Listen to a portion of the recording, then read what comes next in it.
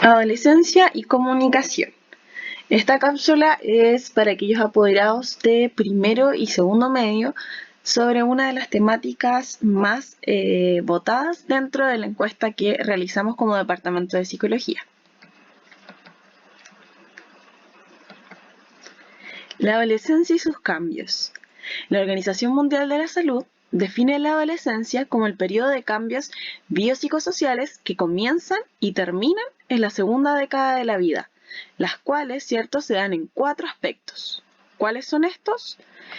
En primera instancia, esta dualidad entre la dependencia e independencia que se da en la adolescencia, ya que existe un menor interés de los chicos hacia sus padres.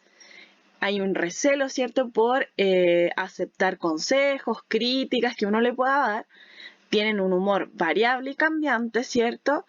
Existe una irritabilidad a flor de piel, por lo cual reaccionan de repente de forma exacerbada ante algunos estímulos.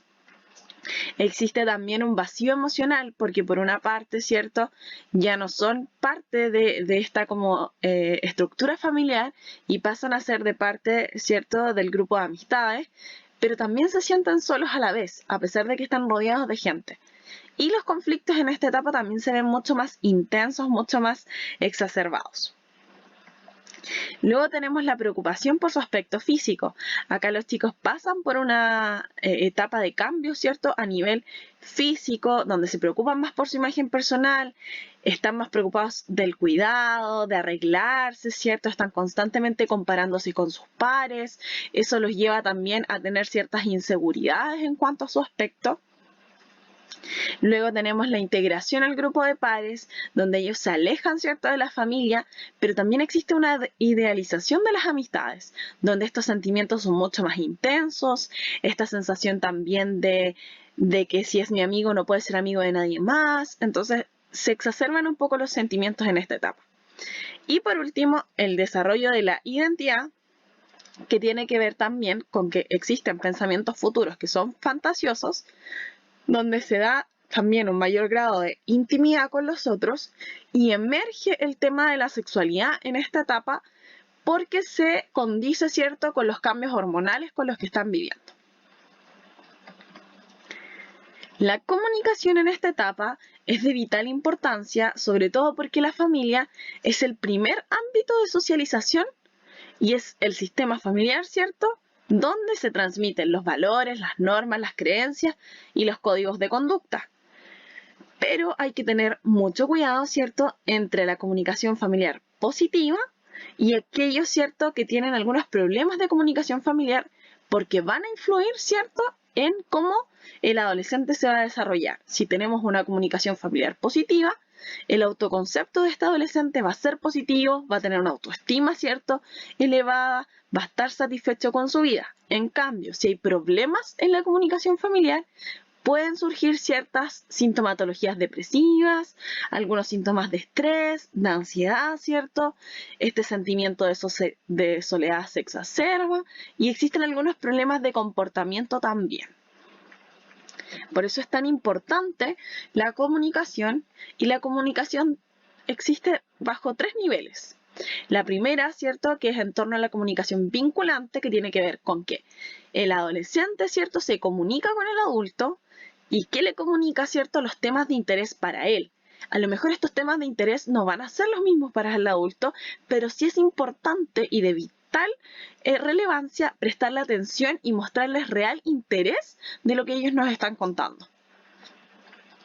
Luego, ¿cierto?, está la comunicación efectiva. La comunicación efectiva se da desde el adulto hacia el adolescente. Se da, ¿cierto?, desde este rol de autoridad, donde ponemos normas, reglas, límites, y es una información clara y concisa.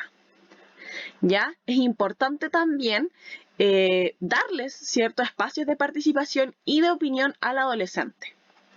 Y por último tenemos la comunicación afectiva, que esta comunicación, ¿cierto?, es bidireccional, tanto del adolescente al adulto como del adulto al adolescente. Esta comunicación tiene que ser fluida, tiene que ser distendida, ¿cierto?, y tratar de temas comunes. esta comunicación se da principalmente en los espacios familiares comunes, como lo es, por ejemplo, los almuerzos, las onces, las cenas, etc. Y es vital, ¿cierto?, para poder afianzar los lazos familiares. ¿Cómo poder tener una mejor comunicación en la familia? Yo creo que esta es la parte más importante, ¿ya? Primero, generando instancias de comunicación, como, ¿cierto? Los espacios de comida, ¿cierto? Los espacios también que podemos a lo mejor establecer los fines de semana, donde hay mayor tiempo, donde los padres no trabajan, entonces pueden dedicarle un mayor tiempo, ¿cierto?, a sus hijos. Luego, lo segundo importante es escucharlos activamente, es decir, dejar de lado el celular, dejar de lado los compromisos laborales, ¿cierto? Y prestarle completa atención a lo que nos están contando. Tercero, preguntarles su opinión bajo algunos temas de interés, ¿ya? Decirles qué opinan ellos, ¿cierto?, de lo que está pasando actualmente, qué visión tienen ellos de futuro, ¿cierto?, qué es lo que está pasando, etcétera. Y siempre tratar de consultarles, en realidad, cuál es su visión, ¿ya?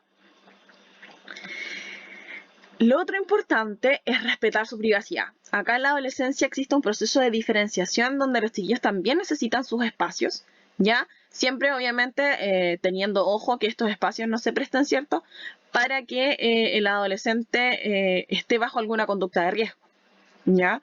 El sentido del humor también es súper importante aquí. No perder esta conexión que teníamos con ellos cuando eran más pequeños, ¿ya? Tratar de conectarse con el vocabulario que tienen ellos, que de repente no es el mismo vocabulario que tenía uno, ¿ya? Tratar de conectarse, por ejemplo, con lo que es TikTok, con estos videos que están haciendo los chiquillos hoy en día, con los videojuegos que están teniendo, ¿cierto?, con el tema de los celulares, los stickers, los memes, etcétera. Tratar de conectarse con ese vocabulario que ellos utilizan a diario. Lo importante también es llegar a acuerdos, ¿ya? Llegar a acuerdos donde ambas partes tengan claro, ¿cierto?, qué va a pasar en el caso de que no se cumplan estos acuerdos. Si están demasiado alterados bajo alguna situación de tensión, esperen para conversarlo, esperen que las cosas se calmen y ahí recién retoman la conversación.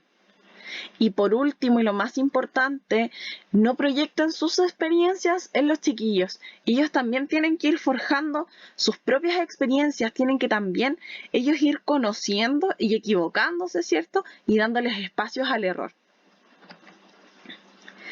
Por último, ya como tips súper concretos de actividades que pueden realizar en familia, son, por ejemplo, comer juntos, ver películas o series juntos, jugar juegos de mesa, interesarse por los juegos de PlayStation que ellos juegan, los juegos de computador, pedirles que nos enseñen a jugarlos, realizar trivias, de repente jugar al quién soy, jugar al verdad o reto, ¿cierto? Establecer noches temáticas, por ejemplo, donde también se dé este tiempo como de distensión y donde el límite papá-mamá bajo las normas se vea difuso y que ellos también vean en los papás, en el fondo, alguien en quien confiar, alguien en el fondo con quien contar y a quien pueden acudir en caso de que necesitan ayuda.